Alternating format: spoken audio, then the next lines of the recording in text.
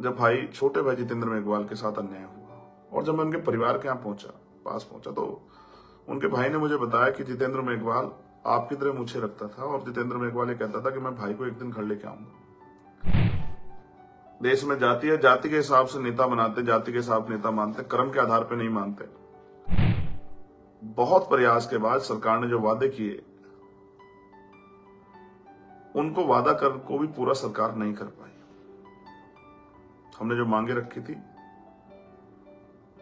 50 लाख रुपए का मुआवजा परिवार को मिले, एक सरकारी नौकरी मिले, कुछ नहीं हुआ। देश में जाति है, जाति के हिसाब से नेता बनाते, जाति के हिसाब नेता मानते, कर्म के आधार पर नहीं मानते। सर छोटू राम, एक तरफ असहयोग आंदोलन चल रहा, दूसरी तरफ गांधी जी ने कहा कि भाई ये जो स्कूल हैं, मिशनरी स्कूल्स में जाना बंद कर दो, पढ़ाना बंद कर दो अपने बच्चों को। सर छोटू राम इस बात को समझते थे, शिक्षा को वो हथियार मानते थे। उनका मानना था कि जब तक मेरा समाज, मेरे लोग, किसान का, मेरे मेहनत कश लोग ये पढ़े लिखेंगे नहीं, तब तक इनको अच्छे बुरे का ज्ञान ही नहीं होगा, इनकी तरक्की के रास्ते नहीं खुलेंगे। तो उन्होंने अपने लोगों से कहा कि आप अपनी पढ़ाई मत छोड़ो, पढ़ाई का काम जारी रखो, क्योंकि पढ़ाई ही आपके रास्ते खोलने का काम करेगी। और इसी बात को डॉक्टर बाबा साहब अम्बेडकर ने कहा कि शिक्षा श्रेणी का वो दूध है जो पिएगा उसको दाढ़ेगा। शिक्षित बनो। ये जो हमारी वैचारिकी है, इस वैचारिकी को, ये वैचारिकी हमें बल देती है। ये वैचारिकी हमें अपने महापुरुषों के जिनके मैं नाम ले, वो हमें विचार देते हैं। मेरा इसलिए राजस्थान से ज्यादा प्यार है कि राजस्थान ने मेरे कंधों पर जिम्मेदारी रखी। 2022 विधानसभा चुनाव के बाद कोई शायद आपसे बात ना बताए, मैंने बहुत मेहनत की थी 2022 के विधानसभा चुनाव में। उससे पहले भी हमारे लोगों ने बहुत मेहनत करने के बाद बहुत अच्छे परिणाम नहीं आए। मेरा भी मनोबल में थोड़ा सा तकलीफ हुई। जब भी मुझे कोई परेशानी होती है, मैं अपने महापुरुषों को पढ़ने लगता हूं कि जब उनके साथ इस तरह की समस्या आई तो उन्होंने क्या किया। लेकिन फिर एक घटना घटी, उसका भाई तो उसके घर पहुंचा, लेकिन तब जितेंद्र मेघवाल हमारे बीच नहीं था।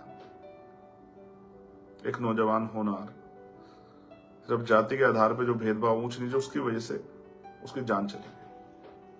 आप महसूस करो, एक मां के लिए उसका जवान बेटे की हत्या कितनी बड़ी तकलीफ का मामला है।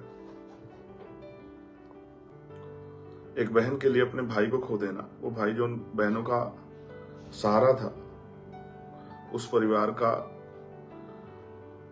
को चलाने वाला था, रोजगार करने वाला अकेला बेटा। बड़े भाई उस तरह का रोजगार नहीं करते। इसको पाल पोस के 9 महीने पेट में रख के बड़ा किया माँ ने, खुद गिले में सोई, उसको सूखे में सुखाया, जिसके कंधों पे उस माँ को, उस पिता को नाज होगा। जब उसकी हत्या कर दी गई और पूरी ताकत सरकार का संरक्षण अपराधियों के पक्ष में चला गया, तब मैं उनके परिवार के बीच पहुंचा हमारे नेताओं के साथ। बहुत प्रयास के बाद सरकार ने जो वादे किए उनको वादा कर को भी पूरा सरकार नहीं कर पाई। हमने जो मांगे रखी थी 50 लाख रुपए का मुआवजा परिवार को मिले, एक सरकारी नौकरी मिले, कुछ नहीं हुआ। वहीं उसके उलट कन्हैया के साथ जब ये हुआ, इस तरह की उसकी हत्या हुई, तो उसके दोनों बच्चों को नौकरी की व्यवस्था और उनको 50 लाख रुपए या 1 करोड़ रुपए का मुआवजा मुख्यमंत्री जी ने दिया। फिर इंद्र मेघवाल की मटकी छूने पर हत्या हुई। उसके बाद मैं कहीं अगर आया तो वो राजस्थान था। राजस्थान को मैंने करीब से देखा। आज भी छुआछूत, भेदभाव, सामंतवाद आपने बहुत कम सुना होगा, लेकिन सबसे ज्यादा घटनाएं राजस्थान में होती है। घोड़ी पे बैठने पे घोड़ी रोक देना, अपमानित करना, मूछे रखने पे हत्या कर देना। आपने जितेंद्र मेघवाल का मामला देखा, मटकी छूने पे हत्या कर देना। आज भी कई जगह ऐसी है जहां बराबरी में बैठने का अधिकार नहीं है।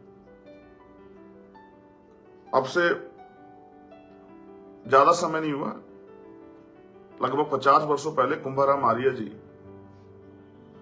उन्होंने भी यहां किसानों के लिए गैर बराबरी खिलाफ आंदोलन चलाया। आपको जितने अधिकार मिले हैं ये किसने खुश होकर नहीं दिए, इसके लिए संघर्ष करना पड़ा है। जो समाज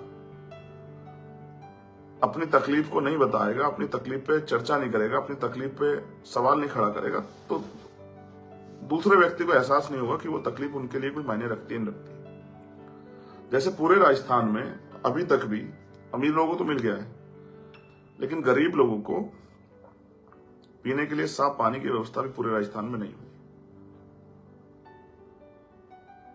जब राजतंत्र था तो ये सारी ताकत किसके लिए क्या होना, ये राजाओं के हाथ में थी। राजा ने जो कह दिया वो मानना पड़ता था, राजा ने जो आदेश दे दिए वो अंतिम आदेश होते थे।